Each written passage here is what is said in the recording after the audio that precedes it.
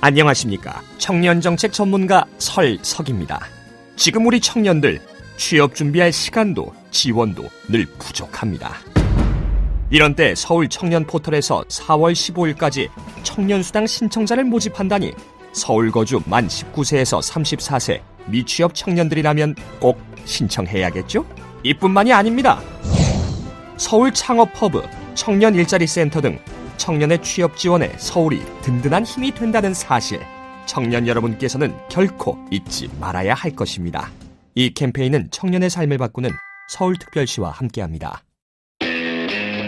다양하고 깊이 있는 시선으로 털어드립니다. 고퀄리티 역사 생산 방송 역사공작단. 오늘도 다시 또 역시 출발합니다. 네, 안녕하십니까. 안녕하세요. 예, 만인만세 역사공작단 다시 또 역시의 사회를 맡은 범인입니다. 여러분 자기소개해 주시죠. 네, 고조선 공부하는 소피입니다. 예, 고대사 공부하고 있는 기랑입니다. 네, 안녕하세요. 소피 팬클럽 제2호 공수입니다. 네, 대중문화 좋아하고 문화사 공부하려는 일제시대 전공하는 미담입니다. 조선시대 공부하는 반봉입니다. 예, 제가 세 번째 사회를 맡고 있는데 혹시 요새 나 혼자 산다 보시는 분 계신가요? 아, 저 기안팔사 때문에 안 봐요. 아 그래요? 기안팔사 얘기를 하려고 아니 거기가 요새 회장을 MC잖아요 회장이. 네. 돌아가면서 보면 점수를 매기는데 저번에 기한이 했어요. 제 진행 능력이 개 정도 되는 거 같아요. 이거 자기 비하입니까? 아니면 자기 칭찬입니까? 비합니다. 어쨌든 그래도 성장할 테니 좀 이해해 주시고 아유. 일단 들어가기 앞서 만인만세 영웅자 네트워크 총회는 끝났어요 이제. 네. 그래도 2018년 하반기 일반 회원 및 후원 회원 신규 등록 및 재등록은 계속 받고 있습니다. 여러분 많은 관심 가져주시고 네, 오늘도 갈 길이 바쁩니다. 많은 관심 가져주세요. 네, 담배를 피고 와서요. 네, 어쨌든 갈 길이 바빠요 지금. 저희 반봉 선생님 네. 지난 2주 동안 지난 2회차 네. 방송 들으시면서 뭔가 약간 이렇게 얘기하실 거 있으신지 궁금하기도. 지금 목소리 3번 나왔습니다. 네, 소개해서 3번 나왔어요. 되게 궁금해하시겠네요, 청취자분들이. 저분은 누구실까? 목소리부터 가늘어. 실제로 가느세요. 네, 기회가 왔습니다, 선생님. 저 예. 그거 물어보려고 그랬어요. 이렇게 권력 다툼이라고 하기보다는 노선 전쟁이 투쟁. 있잖아요. 왜 조선 후기에도 붕당이 약간 그런 느낌이 있잖아요. 네네. 근데 거기에서는 대의 명분은 이제 유교적 명분이니까. 그렇죠.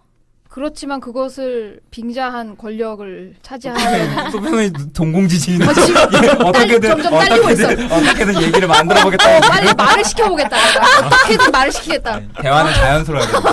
대화는 자연스러워. 급조해서 안 돼. 소피 선생님, 네. 소피 선생님 첫 방송 얘기할까요? 말씀하세요. 저는 흑역사입니다. 전 가만히 있었어요. 기억도 안 나요. 방송. 아, 저는 근황 토크 할까요? 아, 네네. 아 예. 오늘 아침에 이제 충격적인 기사를 봤는데 그 가짜 학회 왓셋이라고 하는 네, 맞아요. 정말 말도 안 되는 이상한 사기꾼들이 외부에서 기양 외국에서 선생님이 이건 뭐야? 이게 무슨 사건이에요? 그러니까 이상한 단체도 아니고 아무튼 집안에서 사이트를 만들고 학술 대회를 개최하는 거예요. 학술 대회 개최하면 여기에 그냥 아무 논문이나 받아주는 거예요. 그래서 뉴스타파에서 이번에 잠입 취재를 했는데 1초 만에 논문을 만들어주는 프로그램이 있대요. 그래서 자기 이름 석자 쓰고 클릭하면 탁 하면은 1초 만에 논문이 완성돼서 나오는 거예요. 주제랑 이런 거. 내용은 말도 안 되는 내용인데 아무 내용이었어요. 아무 내용을 했어요. 인공지능이 만들어준 논문이에요. 그 논문을 투고를 했대요. 그랬더니 4일 만에 그게 허가가 떨어져서 학술지에 씻겠습니다 해서 그걸 가지고 가서 발표를 한 거예요. 그러니까 심사 무조건 내면 무조건 통과해요. 국제 학술지인데 제대로 된 아니야 SCI 아니고 이게 사입이기 때문에 그냥 무조건 내면 실리는 학술지라고 보시면 되겠고. 그러면 완전 악용되겠네. 그럼요. 그래서 외국에 그 학술 대회를 또 열어요. 가서 발표를 하는 거예요. 발표를 하고 그냥 박수 받고 와서 돌아와서 이제 그거 보고 하는 거죠. 어디 학술 대회에 참여했고 이 학술지 이걸 실었다. 이렇게 하면은 그게 실적이 되는 거예요. 근데 정말 말이 안 되는 거죠. 왜냐하면 1초 만에 만든 논문이 그게 통과가 돼서 실적이 되니까 말이 안 되는 거고. 문제는 이 단체 이 가짜 학술 대회에 한국인들이 득실득실하고 있다는 거예요. 한국 가면은 전체 인원 중에서 상당수가 한국인 교수 혹은 교수 아니더라도 뭐 연구자들이 가서 말도 안 되는 발표들을 하고 있고 그게 실적화되고 있다는 거예요. 그래서 외국 지금 이 뉴스타파가 외국에 있는 언론들과 같이 연합해가지고 그걸 조사를 하고 있었던 거군요. 나라방식. 그랬는데 그게 국내에서 만든 조직이에요? 아니에요. 외국에 터키 어딘가에 어떤 가업이래요. 가업. 한번 거기 이 학술대회 발표하는데 뭐 몇십만 원 정도 내면은 그게 되는 거예요. 와. 그래서 연구재단이나 이런 데서 연구비를 받아서 출장비 1인당 300만 원씩 받고 가서 그냥 그거 뭐 한 10분짜리 발표하고 오는 그런 식인 거죠. 좋네. 와. 지금 연구자의 평가가 질적인 부분이 아니라 양적인 부분으로 전환되다 보니까 그런 걸 노리는 이제 장사꾼들이 생겨나는 거죠. 근데 이게 두 가지 측면에서 볼 수 있어요. 첫 번째는 일단 한국에서 연구 실적을 인정해주는 방식이 되게 양쪽으로 많이 이루어지고 있다 보니까 그리고 또 외국에서의 뭔가를 하는 게 되게 중요하잖아요. 되게 의미 없는 것 같아요. 그렇다 보니까 이제 그걸 채워야 되는 건데 그 채우는 걸가 쉽지 않잖아요. 분명 굉장히 많은 노력이 들어가야 되고 하니까 그거를 어떻게든 채워서 돈으로 해결해주겠다. 몇십만 원으로 해결해버리는 방법이 어쨌든 고안이 됐고 이걸 이제 이용하는 사람들이 생겨났다는 거예요. 이게 첫 번째 구조적인 문제인데 두 번째 문제는 그럼에도 불구하고 그걸 할 생각을 하는 사람들의 개인적인 윤리 문제. 학자의 양심이란 게 말이 안 되는 거잖아요. 그러니까요. 자존심도 없나? 저 같은 자존심 상해서 그렇게 못 하겠어요. 그렇죠. 그런 게 없는 거죠. 그런 게 없으니까 하는 거죠. 그게 달해서. 예. 근데 그런 게 없이 어떻게 공부를 할 수 있나요? 공부를 하는지도 의심해봐야 되죠. 공부를 안 하는 거죠. 공부 안 하니까 그걸 하는 거죠. 전제를 의심해봐야 돼요. 맞아. 공부를 안 하는데 공부를 하는 걸로 인정받고 싶은 거죠. 사자들이 정말 교수의 직위도 유지해야 되고 양적인 그렇죠. 논문으로. 굉장히 충격적이네요. 이게 근데 저는 그런 생각 그래서 궁금해서 저도 좀 검색을 해봤어요. 지금 어떤 사람들이 가나 해봤는데 그런 경우도 있는 것 같긴 해요. 그러니까 잘 모르고 외국에서 뭔가 하긴 해야 되는데 뭐 SCI나 뭐 입급은 아직 내가 능력이 안 되지만 이거는 그냥 국제 일반 학술지 뭐가 있네. 근데 상대적으로 좀 내는 게 쉬운 것 같네. 그럼 해볼까 했는데 됐어. 됐으니까 이걸로 그냥 하자. 해서 처음 한 번 정도는 모르고 갔을 수도 있어요. 가보니까 근데 완전 이상한 거야. 완전 왜냐면 모든 전공이 다 있어. 인문학, 사회학, 예술, 이공계가 다 같이 발표를 하고 있는 거예요. 말도 안 되는 학회잖아요. 그걸 목격하고 이상하다 하면서 다음부터 안 가야지 이렇게 하는 사람들도 분명히 저는 있을 수 있다 봐요. 왜냐하면 국제학술대회를 고를 때 대부분을 말합니다. 저 같은 경우가 한국인이 얼마나 가나 일단 봐요. 왜냐하면 이게 너무 외국인 중심의 학회면은 뭔가 좀 이렇게 위축되고 뭔가 접근성이 떨어질 것 같으니까 일단 한국인들이 좀 어느 정도 하나, 아니, 아시아 계열들이 좀 하나. 왜냐면 서양 연구 쪽에서 우리를 그렇게 좀 받아준 데도 적으니까 일단 그런 걸 해보니까 아마 그렇게 접근하셨던 분들이 여기 되게 한국 사람들 잘 받아주는 곳이네. 나도 한번 여기 접근을 해볼까라고 이렇게. 선의를 가지신 분들은 이제 그렇게 했을 수도 있죠. 그렇게 한 번은 갈 수 있는 것 같아요. 모르고 그들도 근데 두 번은 고의다. 근데 일단 한번 갔으면 누가 보더라도 이상한데요. 그러니까 두 번째 간 사람부터는 이거는 일단 문제가 있는 거죠. 모르겠지 그 사람은 싶어서. 알고 가는 거죠. 두 번째부터는 땡큐인 거죠. 땡큐. 아싸. 세상에 이런 신천지가 있다니. 그래서 그건 나만 알아야지. 근데 그 분석한 걸 보니까 나 너무 충격적이야. 이게 정말 우리나라 유수의 이름난 대학들 명문대들이 쫙 가고 있는 거예요. 네. 서울대, 연고대부터 해가 쫙 가고 있어요. 이럴 수가. 그래서 이거는 진짜 문제가 되고 이번 기회에 가는구나. 조사가 돼서 그동안 받은 연구비 같은 것들은 당연히 다 회수해야 되고 또 심각하게 이런 행위를 반복적으로 하는 사람들에 대해서는 응분에 준비를 해야죠. 그게 있어야 돼. 안 그러면 지금 학계가 무너질 수 있는 굉장히 심각한 상황 같아요. 그래서 저는 아무튼 새로운 세상이었어요. 이렇게도 가능하구나. 뉴월드. 지금 우리 주변에 보면 얼마나 논문 하나 쓰려고 사람들이 그러니까요. 터져가면서 하는 사람들이 더군다나 국제학술지라면 더 많은 신경을 쓰고 국제적인 그런 게 있기 때문에 아무튼 충격적이고 놀라운 사건. 그 기랑 선생님 방금 말씀하신 그런 첫 번째 구조적인 문제 그런 문제들을 되게 여실하게 보여주는 사건인 것 같아요. 저희는 안 그러니까요.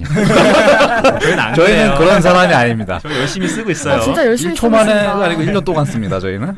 1년 만에 쓰면 다행이죠. 제가 가장 최근에 놓은 논문이 4년 만에 쓴 논문. 정정할게요. 4년 이상. 전 석사 4년 6개월 걸렸어요. 5년이요. 제가 더 빠르네. 어쨌든 이렇게 저희는 열심히 하고 방송도 만들어가고 있어요. 역사공작단 다시 또 역시는 청취자 여러분들의 후원을 기다립니다. 여러분의 후원금은 녹음실 대여비와 편집 담당 팀원들의 인건비로 쓰이고 있습니다. 소량의 후원금도 감사히 받겠습니다. 후원을 원하시는 분들은 팟빵에 있는 저희 페이지 후원하기 버튼을 클릭하시거나 저희 공식 계좌로 보내주시면 됩니다. 공식 계좌는 국민은행 048401 04174847 김태현입니다. 많은 청취자 여러분들의 소중한 후원을 기다리겠습니다. 일단 오늘 갈 길 바쁩니다. 네, 또 바빠요. 예, 계속 오늘은 바빠요. 진짜 바빠요. 진짜. 달려. 저번 주 방송은 그냥 스무스했어요. 어허. 괜찮았고 조직이 많아야 세 개씩 예, 했으니까. 그리고 어느 정도 뭐 납득할 만하고 근데 이때부터는 굉장히 복잡해집니다. 일단은 임시정부가 통합은 됐어요. 상고 끝에. 근데 통합됐는데 바로 문제가 터지죠. 네. 이게 당시 상황이 그러니까 이거 어떻게 보면 되게 장밋빛 미래 속에서 임시정부 출범을 해요. 네. 19년의 그런 혁명적 분위기, 그다음에 외교적인 그런 파리 강화회의를 비롯해서 우리가 외교 독립을 할 수 있다라는 기대들 이런 것이 시작됐는데 20년대 전반도 20년대 초, 22년, 21년이 되면 상황이 극도로 안 좋아집니다. 누구 때문에? 일단은 기본적으로 국내 진공 작전을 계획했었던 무장단체들의 국내 진공 작전이 거의 다 실패로 돌아가게 되고 오히려 큰 타격을 입게 되게 되고요. 그다음에 베르사유 평화회의와 워싱턴 군축회의 등에 대한 외교운동이 좌절이 돼요. 그래서 임정의 외교중심 독립운동 노선에 대한 비판이 계속해서 늘어나고 이것은 곧 대통령이 이승만에 대한 비판으로 이어지고 그래서 이승만에 대한 반대 세력들이 되게 많아져요. 그러니까 이승만 저 사람 문제 있다. 실체를 알기 시작한 네. 거거든요. 아니면 거기다가 그렇게 한댔는데 안 되잖아. 안 되잖아. 그리고 가장 큰 문제가 뭐냐면 임시정부 대통령이라고 자처하는 사람이 상에 없어요. 맞아. 미국에 있거든요. 그러니까 맞아. 이게 뭔 대통령이냐. 그러니까 장난해. 이런 입장들이 나오기 시작하고 더구나 당시 20년대 들어서면 이제 사회주의 세력들이 이제 연해주를 넘어서 이제 중국과 국내에 계속 성장을 하게 되면서 이념적 대립이라고 하는 것이 이제 가시화 되기 시작을 하게 됩니다. 그러면서 이제 임시정부 내부의 혼란, 그다음에 임시정부에 꾀했었던 독립운동들의 방략들이 실패 이런 것들이 나타나면서 이제 임정을 개조해야 된다라는 입장들이 등장을 하기 시작하는 거죠. 그러니까 이게 어쨌든 정치인으로서 자기의 전략과 전술이 실패했을 때 정치적 책임을 져야 그렇죠. 되는 건 너무 책임을 당연한 져야 거예요. 네. 이에 대해서 이제 책임을 묻는 논의가 양아치. 생겼는데 이게 어디까지 가냐면 임시정부를 어떻게 할 것인가까지 그쵸. 간 거죠. 네. 처음에 20년대 임시정부 내에서 약간 젊은 축에 속했던 임시정부의 각 부서의 차장들 이 정치개혁을 주장해요. 이들의 논의는 되게 간단해요. 이승만 퇴진해라. 이동희는 대통령이 돼야 된다. 선명하네요. 안창호는 국무총리로. 그래서 이동희 안창호 연대론을 이제 주장을 했던 거죠. 그림은 괜찮은데. 네, 그림은 괜찮죠. 네, 근데 그러네요. 문제는 안창호가 반대합니다. 왜요? 안창호가 왜죠? 현상 유지를 주장하는데 그 가장 큰 이유가 뭐였냐면 이승만 퇴진을 반대해요. 왜요? 그게 좀 여러 저 사람은 가지 안 물러날 거야. 이런 거 아니야. 맞아요. 그게 들어가요.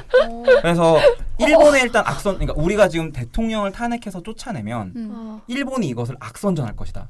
임시정부 쟤네 봐라. 저 이상하다라고 할 거다. 두 번째는 기운이. 우리가 정부를 개조하기 위해서 논쟁을 하고 논의를 하고 바른 방향성을 찾아가는 게 얼마나 시간 낭비냐. 지금 우리가 임시정부를 이 어려운 끝에 세웠으니까 믿고 쭉 나가야 된다라는 약간의 어떻게 보면 조직 보이론 같은 얘기인 거죠. 어떤 그런 방향. 그 다음에 임시정부는 이승만은 안 물러날 거라고 봐요. 그리고 실제로 이승만은 안 물러납니다. 나중에 얘기하겠지만 이 사람은 안 물러나고요. 그러니까 이승만의 독단과 파행을 되게 우려해요. 안창호가. 그러니까 우리가 저 사람을 끌어내리려고 하는 순간 이 엄청난 혼란이 벌어질 저 거다. 사람이 혹시 진상 부릴 거다. 네, 진상 부릴 완전 거다. 진상짓을 네. 여기를 다 망가뜨릴 네. 수도 있겠군 하는. 그리고 실리적으로는 어쨌든 당시 외교 노선이 아직까지 포기되지 않았거든요. 20년이면. 그러니까 친미 외교에 있어서 큰 핵심인 이승만을 제낀다는 건 쉽지 않았구나. 친미 외교의 손실이 우려된다라는 입장을 가지고 있었던 거죠. 이렇게 되면서 우리가 그러니까 개혁하려는 사람들이 국무총리 하세요 하는 안창호가 난 그거 싫은데 라고 하면서 동력이 확 떨어졌겠네요. 이동희가 결국은 국무총리를 내던지고 임정을 떠납니다. 아이고 결국. 한인사회당 계열들이 이때 빠져나가게 돼요. 그러니까 안창호가 그때 받아들였으면은 그렇으면 또 다른 달랐었겠네요. 그림이 그려졌겠죠. 하지만 조금 이따 얘기하겠지만 이승만은 안 물러났을 겁니다. 안창호가 통합할 때 네. 제의할 때나 이런 거 보면 굉장히 잘 찝어내는 것 같은데 네. 또 이럴 때는 되게 답답해요. 보는 사람 입장에서. 이게 저는 그 선덕여왕 드라마 네. 되게 정말 좋아요. 그 정치 싸움을 되게 사극에 있어서 되게 잘 묘사한 네. 한국의 되게 대표적인 사회를 생각하는데 거기 어떤 장면이냐면 선덕여왕에 했던 이호원과 비담을 했던 김남길이 네. 서로는 좋아 죽어요. 그래서 이제 거의 마지막 쯤에 이제 미실 죽고 네. 그래서 우리는 함께 할 거야. 함께 할 거야 했을 때 김춘추 역할 맡은 유성우가 뭐라 그러냐면 비담은 믿을 수 있다. 김남길은 정말 비담은 정말 선덕여왕을 사랑해.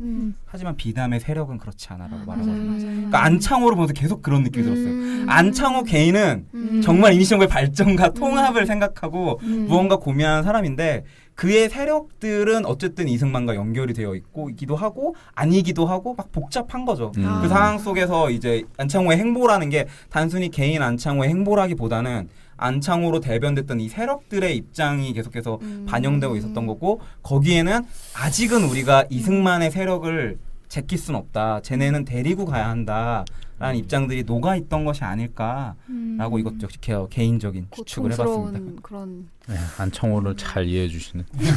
저는 사실 안창호 되게 비판적이었고 옛날에 백년 선생님께서 이승만 방송할 때 대공주의 계속 외치시고 막 그랬는데 이번 편을 보면서 이 사람은 정말 진심인 것 같아요. 진심하고 네. 자신이 썼던 그쵸. 반법론의 평가는 그렇죠. 달라야 되는 거죠. 안창호는 또 한편 서북파고 이승만이 이제 기호파죠. 근데 둘이 또 국내 조직을 보면 좀 섞여 있기도 하고 해서 아마 네. 이답 선생님이 말씀하신 그리고 것처럼 재밌는 건 또 둘이 미주를 약간 기반으로 하고 있어요. 그쵸. 맞아. 그러니까 이게 여러 개의 세력들이 약간 연대와 연행의 형격을 좀 진짜 다 띠고 있는 얽혀있네요. 거죠. 그러니까 완전히 뚝 이승만 잘라낼 딱 수가 잘라서 없어. 너 기호파잖아. 딱 잘라서 꺼져, 딱 쳐버릴 할 수가 수가 없는 뭔가 약간 관계들이 있었던 것 같아요. 참고로 이제 기호파하고 서북파의 차이도 또 설명을 해주셔야 네, 돼요. 저 지금 모르고 있었어요. 네. 질문하려고 출신 지역 가지고 싸우는 네네. 거죠. 이런 거 물어보면 돼요. 네, 기호파는 주로 충청도랑 경기도 예. 쪽을 기반으로 했었던 이게 제가 이전에 이제 이승만 방송했었을 때 이제 기호파 세력들 주로 구 양반 기반으로 한 실력 양성론을 주축을 한 세력들이에요. 실력 양성론이요? 이들이 이제 이승만을 되게 많이 지지를 하고 있었고 서북파 같은 경우는 이제 뭐 평안도 이쪽 지역 이쪽 지역을 중심으로 주로 조선에서 소외됐었던 사람들이잖아요. 이 그러네요. 사람들이 구한말 이제 개화 운동 단계에서 엄청 급진적으로 서구 사상들을 받아들이면서 약간 상업 자본주의화라고 말할까요? 그래서 그런 노선을 타게 되고 그리고 기독교. 기독교를 기독교. 적극 받아들이게 되죠. 그리고 국가 건설 과정 속에서 되게 적극적으로 참여해요. 초기에. 느낌이 와요. 네, 그러면서 이 서북과 기호가 서로 입장이 좀씩 달라요. 근데 이거에 대해서 연구자 선생님들 중에서는 그렇지 않다라고 보는 선생님들도 계세요. 아까 말했던 것처럼 그렇게 잘리지가 않거든요. 왜냐면 김구랑 안창호도 입장이 달라요. 둘 다 서북파인데. 그런 식으로 나누면 이렇게 둘 다 서북파인데 입장이 다르고 안창호는 계속해서 말했던 것처럼 이승만이랑 뭔가 뭔가를 하려고 하잖아요. 근데 김구는 황해도 쪽 아닌가요? 그러니까 그쪽이 묶이거든요. 서북파로. 네. 그래도 애매한 거죠. 황해도니까. 네. 그러니까 약간 입장들이 조금씩 다르기 때문에 이걸 과연 지역 기반으로 파벌을 나눌 수 있느냐도 지금에 와서는 조금 물음표를 던지는 선생님들이 계시는 거죠. 근데 사실 고려 시대에도 고려 전기에 뭐 무슨 근기 세력, 뭐 최승록의 뭐 육두품 뭐 이런 거 얘기하잖아요. 근데 사실 실체를 찾아보면은 과연 그 지역끼리 그 정치 세력을 결집했을까에 대해서는 사료적 근거가 별로 없어요. 정황 증거고. 그래서 그 지역 세력이라고 하면 그 지역 출신들끼리 공통적인 정치 이해관계를 가지고 어떤 공통적인 정치 활동을 진행해야 되는데 그런 것들이 잘 보이지 않아서 최근에 또 그 비판적인 시각선이 나오고 있거든요. 그래서 이런 것도 충분히 그렇게 볼 여지가 있지 않을까 또 생각이 한번은 들어요. 이런 지역에 따른 세력, 지연 이걸 지방렬이라고 엄청 비판하고 임정 내에서는 그러니까 서북파끼리 기호파끼리 뭉쳐다닌다라고 말하는 게 근데 한편으로 생각을 해보면 봉건 시대였잖아요. 얼마 전까지 봉건 시대였잖아요. 그러니까 이래서 나라가 망해. 그래서 우리가 독립운동으로 바깥으로 나가. 잠깐 봉건 시대 아니었습니다. 아 전통 시대. 전통 시대. 정신 놓고 있었네. 나도. 전통 시대였기 때문에 이 사람들이 바깥으로 나가는 과정 속에서 지연을 따라가요. 기본적으로. 그렇겠죠. 그러니까 내가 여기서 평양 지역에 살다가 독립운동으로 바깥에 나가면서 누구를 찾아가겠어요? 아는 옆집 형이라도 찾아간단 말이에요. 지금도 사실 그럴 것 같아요. 맞아요. 지금도 그래요, 사실. 그러면 이제 지방 사람들은 기호 지방 사람들끼리 모이되고 모인 사람들이 다들 옛날에는 이렇게 신령양 성론도 해야 되고 이렇게 하면 젊은 사람이 앉아 있다가 신령양 성론 해야 되나 보구나 이렇게 해서 이제 또 세력이 형성되기도 하는 거고 그러니까 이거는 좀 다양한 입장에서 볼 성격도 있는 것 같아요. 살짝만 하나만 더 추가하면 서북 같은 경우에는 생각보다 응징력이 세요. 왜냐하면 맞아요. 오산학교도 있고 아. 안창호가 일단 엄청 표상이 돼 있고 안창호가 아. 뿌렸던 교육기관이나 이런 것들을 많이 받아들였기 때문에 서북 쪽은 아마 기호보다는 그 단결력은 더 셌지만 현실 정체에서는 어쨌든 다르게 나타날 수 있다. 그리고 서북학회도 있었고 그러니까 이 서북 지역이 전통적으로 조선시대 내에서 소외됐던 지역이다 보니까 거기가 좀 결집력이 있어요. 구라시대도 예, 소외. 네, 맞아요. 평안도 홍경래의 난 삼국시대는 소외 안 당했는데. 중심지였는데 중심- 완전 중심지. 그러네요, 또. 그렇구나. 그러다 해방 대구 중심지가 되죠. 네. 그렇죠. 나중에 이승만 말고 안창호 편 하면 재밌겠네요. 안창호도 좀 주목해 볼 만한 사람. 이승만. 되게 중요해요. 안창호는 또 독립운동사에 있어서. 네. 심지어 맞아. 이명박도 존경한다고 했던 안창호 씨. 근데 안창호나 이런 독립운동가 분들은 되게 많이 어렸을 때부터 듣잖아요. 막 그런데 사실 그들이 무슨 행동을 했고 어떻게 이렇게 했는지는 거의 알고 있는 게 없는 것 같아요. 특히 그 대중들한테는 이름은 낯익지만 그 실체는 낯선. 네. 되게 재밌는 게 신채호도 우리 다 존경하잖아요. 네. 김구도 다 존경하잖아요. 네. 하지만 김구는 철저한 임정주의자고 맞아요. 신채호는 처음부터 아나키스트. 반인정주의자예요. 그러니까 이 둘은 안 친했을 거란 말이에요. 친할 수가 없었겠죠. 근데 저희는 다 이 두 분을 생각하면 이렇게 마음속 깊이 같이 신채호 선생님과 김구 선생님이 나란히 가는 모습을 상상하잖아요. 저는 그렇진 않습니다. 그런 경우가 근데 많죠. 네. 또. 어쨌든 저희가 어디까지 했었죠? 이동희가 이제 개혁이 그만뒀죠. 실패했어요. 개혁이 실패를 했습니다. 이동희가 그만두고 네. 안창호 남아 있고 네. 이승만도 남아 있고 이동희가 떨어져 나가고 나가고 네. 개혁은 안 됐어요. 네. 이러면 자연스럽게 정말 명쾌한 사회네요. 소름이 돋았어요. 손발이 오글거리고 개혁 안 됐잖아요. 그래서 네. 지금 이제 당연히 내부 개혁이 안 되면 임시정부는 어쨌든 최고 지도기관이란 말이에요. 독립운동에. 그럼 그거를 바라보는 독립운동가들이 저희가 무슨 그냥 소규모 기업도 아니고 야 저기 망하게 냅두자일 수가 없잖아요. 그러니까 당연히 외부에서 대규모의 개혁 운동이 일어나게 되는데 그것이 바로 국민대표회의 소집이었습니다. 기억나요? 창조파 개조파. 네, 맞습니다. 그래서 맞아. 네, 1921년에 박은식, 김창숙, 원세훈 등의 14명이 국민대표회의 소집을 제창을 했고요. 이거를 1921년 4월 아까 말씀드렸죠. 철저한 반임정주의자였던 신채호와 무형국가론을 주장했던 박용만 등이 모였던 북경에 북경파들이 있었거든요. 그 북경적을 중심으로 한 독립운동가들이 이 사람들이 반인정 세력이에요. 임시정부를 처음부터 비판했단 말이에요. 그러면 아나키스트들 아니에요. 꼭 그렇지는 않아요. 그러니까 그래요? 이승만에 대한 반발로 나온 게 좀 커요. 아. 그래서 이 사람들이 군사통일 주비회라는 거를 준비를 하면서 개최를 하면서 국민대표회의 소집을 지지를 했고 당연히 만주의 독립운동 단체들 여기는 다 그렇죠. 무장 단체들이거든요. 이 사람들은 당연히 이승만 퇴진을 주장하며 국민대표회의 지지를 선언합니다. 그러면서 이제 대표회의 소집이 됐는데 여운형과 안창호도 회의 개최에 동의를 해요. 그래서 여기 가야 된다라고 말했지만 같은 서북파였던 김구는 이를 반대했었습니다.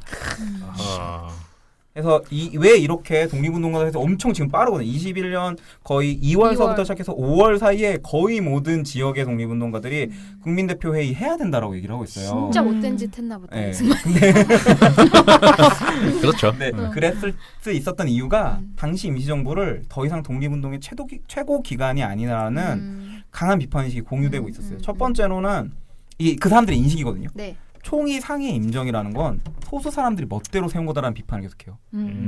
왜냐하면 이게 어디서 나오겠어요? 당연히 국민의회 쪽 이 사람들 봤었을 때는 러시아 쪽에 봤을 때는 야 쟤네들 봐라.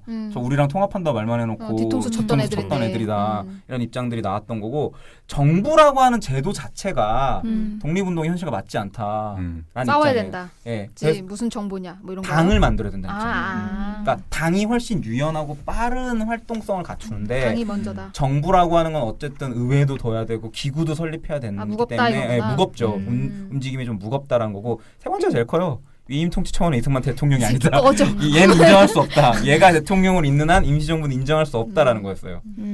근데 제가 1부 때 안 와가지고 약간 뒷북일 수도 있는데 당 중심과 정부 중심이 어떤 핵심적인 차이가 있나요? 그게 방금 말씀드렸지만 정부를 조직하자고 했던 사람들의 기본 입장은 1부 때 말씀드린 것처럼 이게 나라가 망하고 우리가 다음 단계로 가기 위해서 바로 그 망한 정부를 계승한 임시정부를 세워야 된다는 주장들이 있었어요. 네. 거기에 대한 이제 논리들이 개발이 되고 있었고 하지만 한편으로 당 조직론을 갖추고 있던 사람들은 뭐냐면 정부라는 건 분란의 소지가 되게 크다는 거예요. 지금 사실 이런 상황을 예측한 거죠. 어떻게 보면 누가 대통령이 될 거냐, 의회는 어떻게 구성할 거냐, 정부 안에서 각 관료들은 어떻게 할 거냐 이런 게 문제가 될 거겠고 재원은 어디서 마련할 거냐 돈도 없다.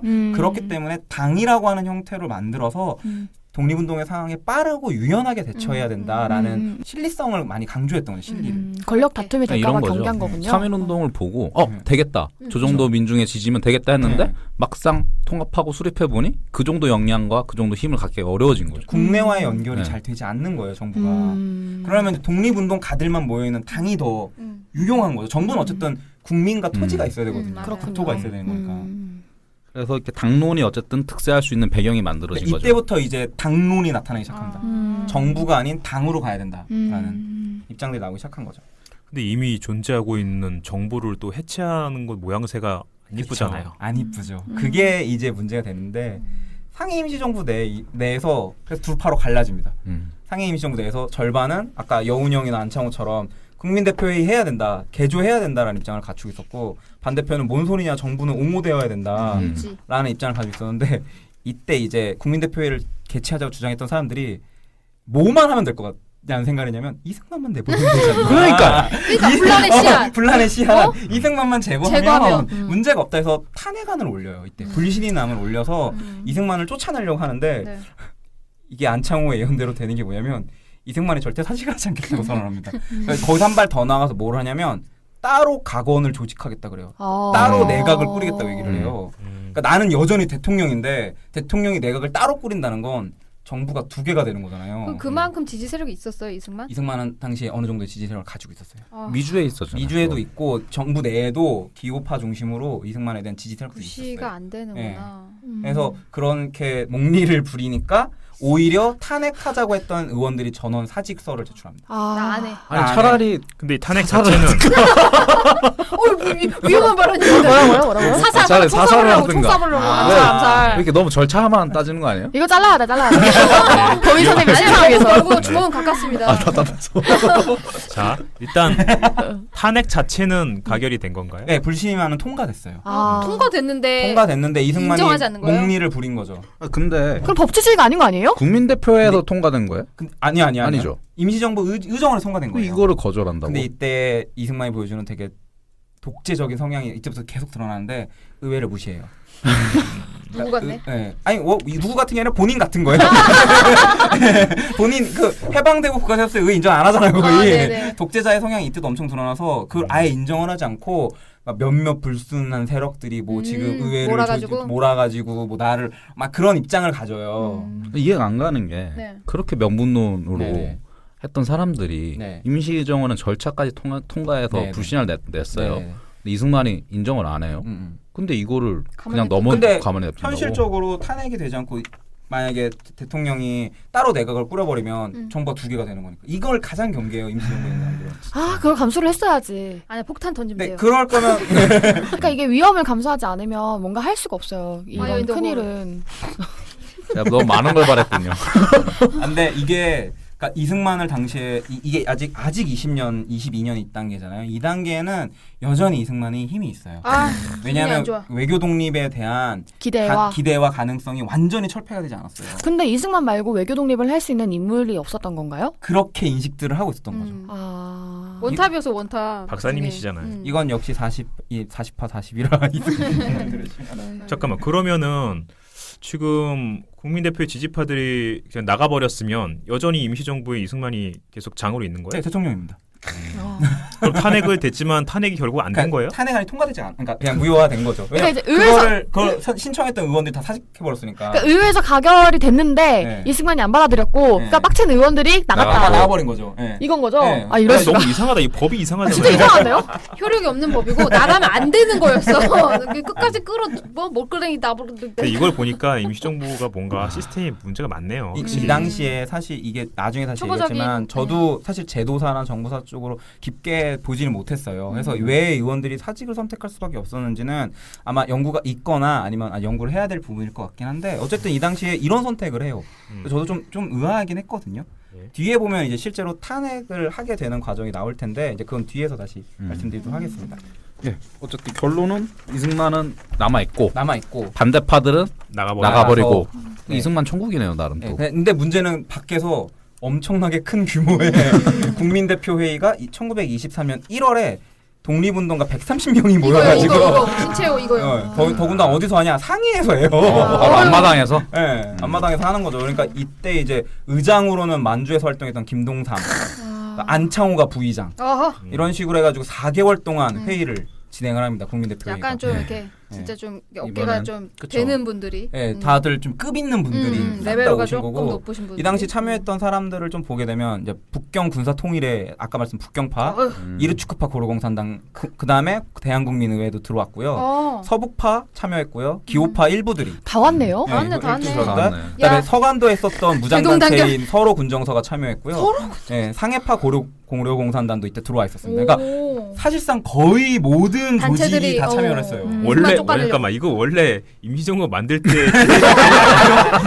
그 사람들 다시 다 모인 거예요. 애정이 있네요 계속. 이렇게 모여야 된다고 생각했던 이상적인 모습이 지금 이승만 그쵸. 잡겠다고 모인 거잖아요. 아 내부에 적은 뭐지? 해서 이렇게 모였는데 근데 문제는 입장이 갈려요. 창조파와 개조파로 갈리는데 창조파는 임시정부를 해산해야 된다. 아예 갈자. 개조파는 고치자. 인정은 인정해야 된다. 이승만을 몰아내면 되는 거 아니냐라는 입장. 정부를 개혁해서 쓰자. 그래서 창조파는 아까 말했던 북경파. 신채호. 네, 신채호.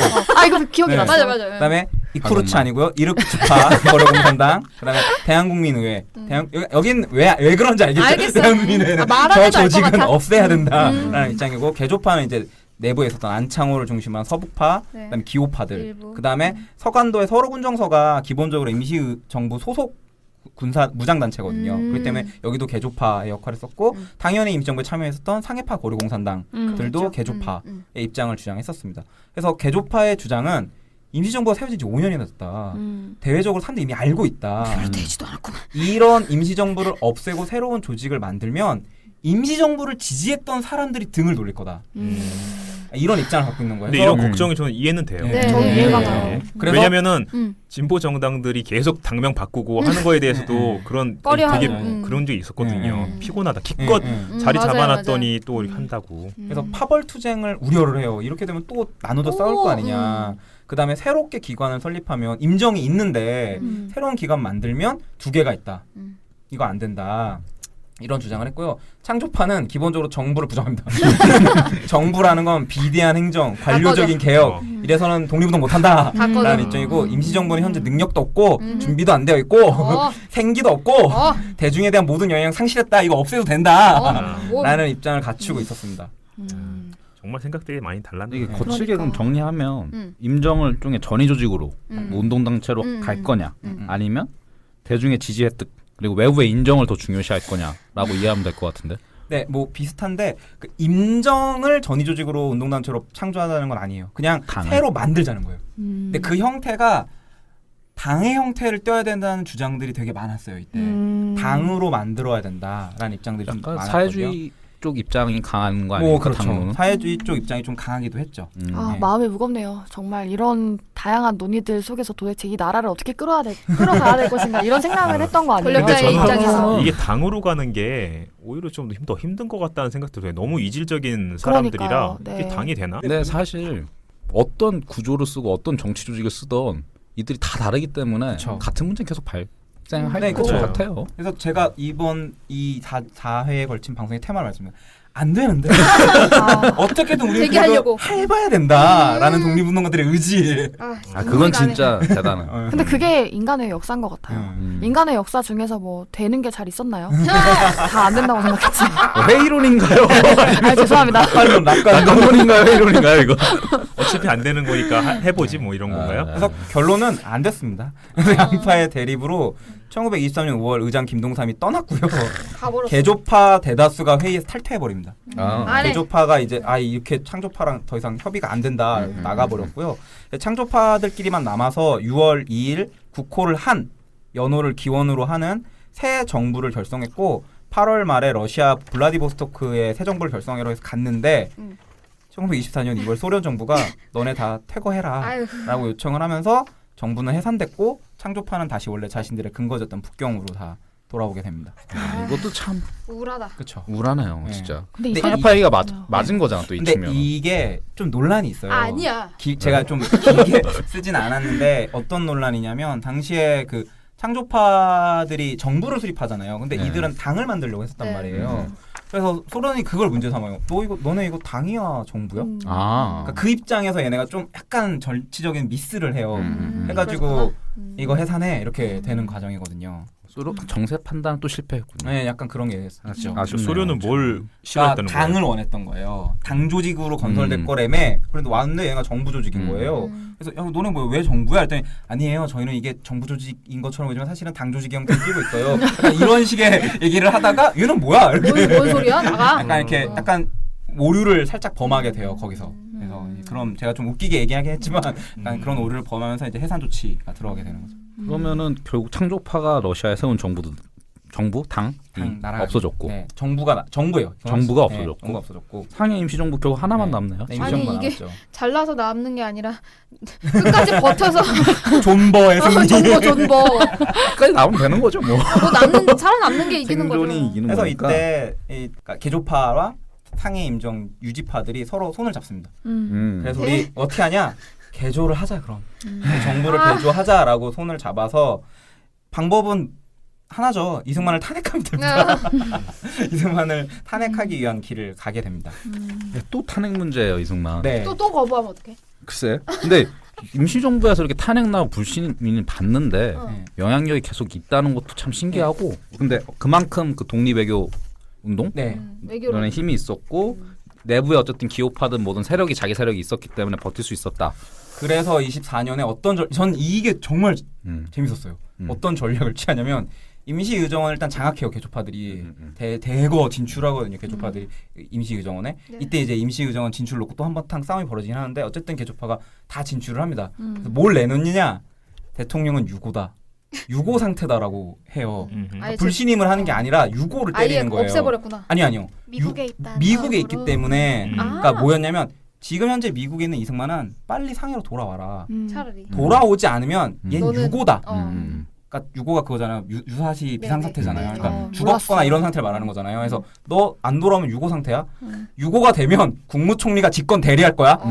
이렇게 되게- 먼저 때린 거예요. 꽤 머리 썼는데요. 네, 네. 그러니까 탄핵을 바로 때리면 대통령의 입장에서 그거 거부하고 자기가 각원을 조직하잖아요. 그러니까 그걸 못하게 유고를 먼저 때린 거죠. 너 지금 돌아오지 않으면 너 유고야.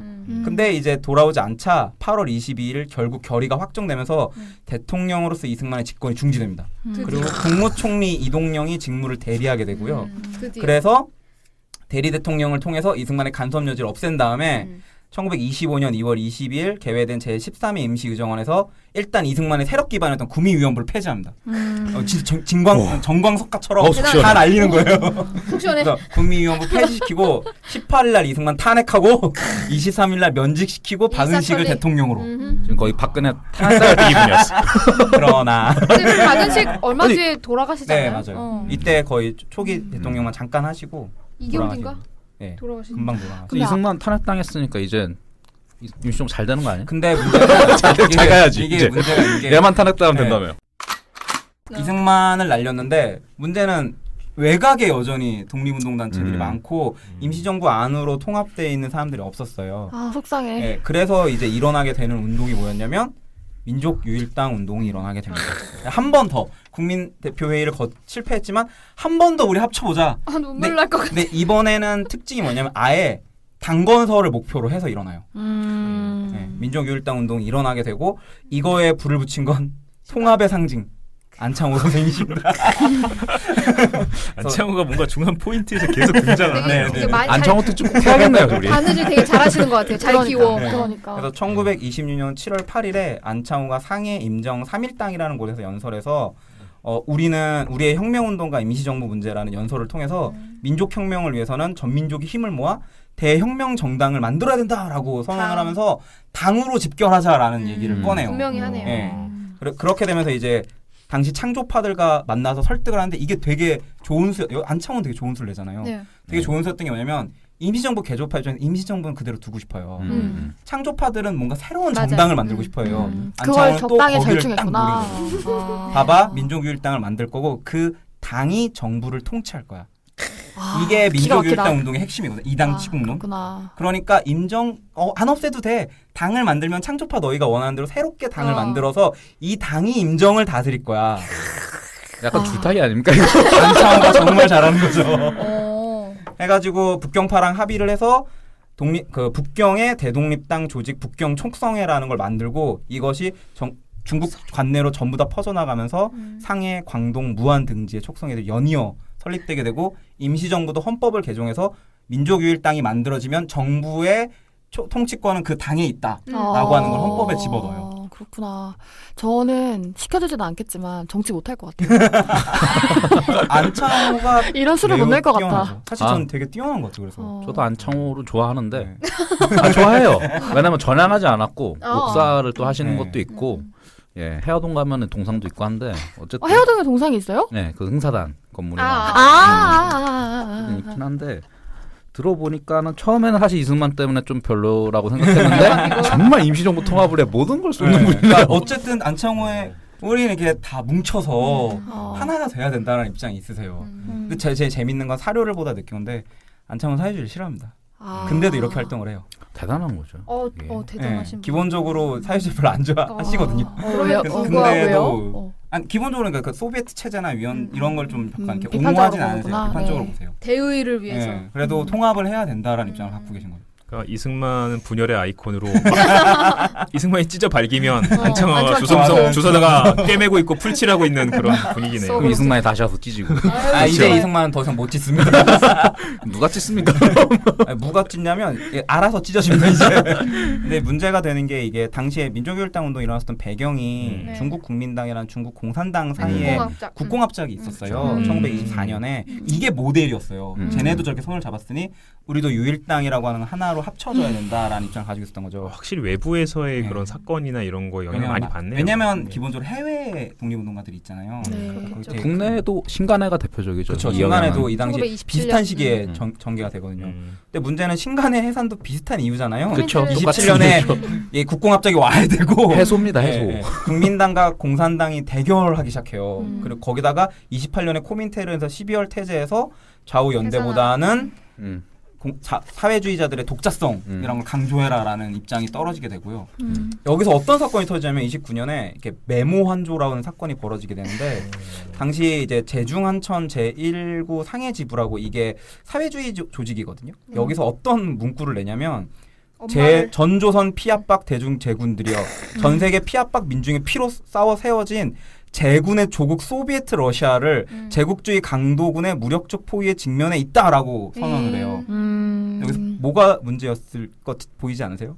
여러분들의 피로 세운 제국 소비에트. 제군들의 조국 소비에트 러시아라는 말이 문제입니다. 그래서 소비에트가 조국이요? 네. 민족주의자 봤을 땐 그래서 메모 환조예요. 저놈들은 부모 팔아먹고 조상 바꾼 놈들이다. 조국 소비에트 러시아라니 저게 뭐냐. 이게 필화 사건으로 엄청 크게 터져요. 그래가지고 민족주의 진영에서 이를 엄청나게 비판을 하고 자신의 조국 조선을 버렸다라고 비판하고 거참 그래서 사회주의 진영이랑 민족주의 진영 간의 불신과 대립이 엄청 심해집니다. 이때 이 사건을 계기로. 사실 결정타는 아니죠 이게. 이게 이제 사건 중에 하나인 거죠. 마음이 너무 아파요 지금. 근데 요거는 좀 넘어가 줄 수도 있을 법한 수사 같은데. 근데 당시에 민족유일당 운동이 전개됐었을 때 너무 예민하게 민족주의 진영의 입장도 좀 볼 필요가 있을 것 같아요. 그러니까 이게 기본적으로 사회주의자들의 어떤 전선 통일론인 거거든요. 경계를 하고 있었어요. 민족주의자들도. 그러니까 이렇게 기민하게 막 반응하고 기민하게 반응하고 안 좋게 보다가 이렇게 뭔가 서로가 경계를 짜자자 하고 있는 상황 속에 딱 걸렸어. 얘네가 정적으로 뭔가 문제를 저지르니까 쟤네들 봐라 쟤네들 뚫고 있다가 딱 그러니까 신뢰관계가 없이 같이 배를 탄 거죠. 신뢰관계를 만들어 보자고 탄 거죠. 그런데 그런데 소비에트 국민 고급 소비에트 이놈들이 그렇게 된 거죠. 이런 입장이 있고 사실 이 친간에도 마찬가지지만 민족유일당 운동도 해산된 데 있어서 사회주의 내부의 논쟁이 되게 중요해요. 근데 사실 이번 방송은 제가 방송 테마를 정하면서 사회주의 쪽은 좀 많이 빼려고 생각을 했거든요. 왜냐하면 이게 사회주의 이 논쟁만으로 사실 한 부 방송을 할 수 있기 때문에 그래서 그냥 정말 간략하게만 말씀드리면 네. 당시의 사회주의자들은 두 개의 갈등이 있었어요. 하나는 프롤레타르 헤게모니론, 그러니까 민족유일당을 만든 데서 노동자 농민이 주체가 돼야 된다라는 입장이었고 또 한 파인 좀 약간 좀 더 유한 파는 아니다. 우리 운동자 중심으로 운동하는 사람들끼리만 상층부만 통일하는 것도 충분히 유효하다라는 입장이 있었는데 이 두 입장이 서로를 인정할 수가 없는 거죠. 한쪽이 봤을 때는 한쪽은 좌익 소합병이고 한쪽이 봤을 때는 저거는 부르주아, 저놈들이 지들이 부르주아지 저게 무슨 사회주의자야. 이런 입장으로 약간 대립을 하고 있는 와중 속에 결국 1929년 민족유일당 상해 촉성회가 해체되면서 민족유일당 운동은 실패로 돌아가게 됩니다. 숨가쁩니다. 네. 결국엔 민족유일당 좀 잘 되려고 했는데 그 뭐죠? 정세변화 메모 한조 메모한 엄마를 팔고 도상을 바꾸고 도상을 바꾸고 하는 그거랑 그리고 이제 코민테르는 지시가 아예 달라지는 거죠 이게. 그러니까 국제 정세가 크게 변화한 거죠. 국제 정세의 변화라고 하는 게 이 당시 해외 독립운동가들에게 되게 엄청나게 영향을 많이 미치는 상황이었던 거죠. 너무 당이 깨졌어요 또. 마음이 너무 아파. 네. 당이 깨진 건 아니죠. 당을 아예 만들지도 못했는데. 민족유일당은 해보지도 못하고 다시 갈라졌습니다. 그럼 각자 또 어딘가 가서 자기 세력 또 결집해야 되지 않겠습니까? 그래서 이제 좌파 세력들, 사회주의 세력들은 따로 모여서 유호 한국 독립운동자 동맹이라는 걸 결성합니다. 유호? 예, 유호. 그러니까 유호가 뭐예요? 호가 상해를 의미하는 한자예요. 이게 중국 차들 보면 상해 여행 가셨으면 한자 보시면 호라고 써 있어요. 우리 가나다라처럼. 그러니까 그 호가 이제 상해를 의미하는 거라서 유호 한국 독립운동자 동맹을 결성하고요. 우파 진영은 어떻게 하냐면 그 민족유일당 운동을 이어갑니다. 그래서 상해 임시정부 청사에서 1930년 1월 24일 한국독립당을 결성하게 돼요. 그래서 이 한국독립당이 이당 치국의 논리로 임시정부를 통치? 지도? 통제? 뭐 아무튼 네, 그 최고 지도부가 되는 거죠. 한국 독립당이 거죠. 네. 여당이 여당. 김구의 한국 독립당이 이건가요? 이겁니다. 이제 근데 이게 말은 유일당이지만 사실은 아니잖아요. 민족 유일당은 아닌 거죠. 우파 유일당이 돼서 이제 우파 유일당. 좌파가 좀 있긴 있어요.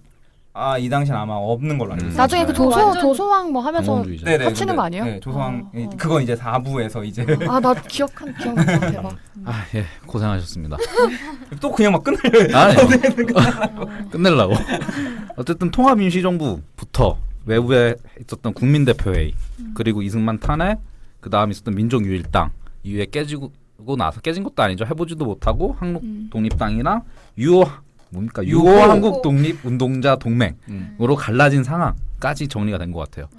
여러분 이해 잘 안 가시면 10번씩 들으시면 될 것 같아요. 아니 저는 단체들은 그렇게까지 뭐 기억하실 필요는 없으시고 맞아요. 그러니까 합치려고 했었고 흐름 합치려고 했었지만 잘 안 되고 있었고 그래서 한번 실패를 했다가 다시 또 한번 합치려고 했었고 근데 그런 상황 속에서도 국제정세의 변화 그다음에 이념 대립의 심화 이런 것들로 인해서 어쩔 수 없이 깨져나가는 부분들이 있는 거고 저는 사실 이 부분을 어떻게 보냐면 애초에 합칠 수 없는데 그러니까요. 합치려고 하는 노력들을 좀 더 주목해야 할 필요가 있다는 게 계속 저의 반복되는 주장이기도 한데 저는 이제 이해가 됐어요. 선생님의 의도가 닿았어요.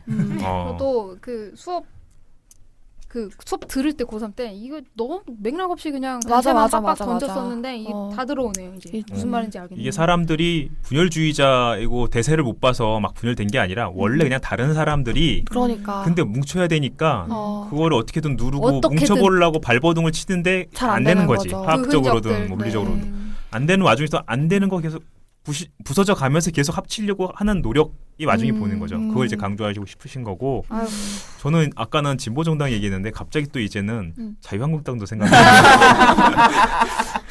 얘는 여러 가지 이런 이합집산과 이런 것들이 막 반복되고 있기 때문에 어떻게든 합쳐보겠다는 그 상도 생각나네요. 생각이 나네요.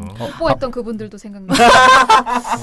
내가 옛날에 너 이런 거 이상한 거 보는 것도 막아줬잖아 막 소리도 지르고 너 최근에 막 별일이 다 있었죠. 그래서 저는 이번 방송 들으면서 생각이 든 게 이게 현대사 지금 지금 바로 일어나는 이 현대사를 이해하는데 너무 중요하다는 생각이 들어요. 결국 이때에 그 발흥했던 그런 민족주의 세력들, 그러니까 우파 세력들, 그리고 좌파 세력들 이런 것들이 나중에 다 결국 이렇게 갈라지고 뭐 이렇게 뭐 여러 가지 상황을 거치다가 지금까지 온 거잖아요.